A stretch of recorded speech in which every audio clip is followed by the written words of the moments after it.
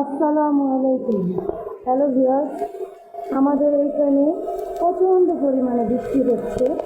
বৃষ্টির কারণে কোনো কিছুই ভালো করে দেখা যাচ্ছে না।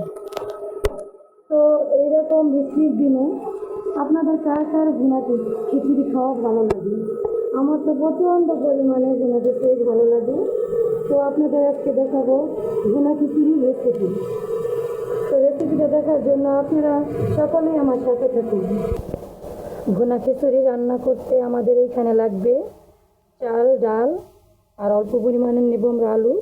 তারপর নেব এখানে গরুর গোশত অল্প পরিমাণে আপনার সাধ্য অনুযায়ী।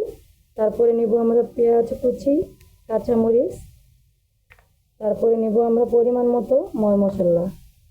এখানে হলুদের গুঁড়া, মরিচের গুঁড়া, আদা রসুন বাটা, লবণ, গরম মশলা আর অল্প পরিমাণে টেস্টি সল্ট।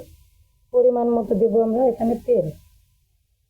তো আপনারা আমার সঙ্গে থাকুন, খিচুড়িটা এখনই রান্না হবে।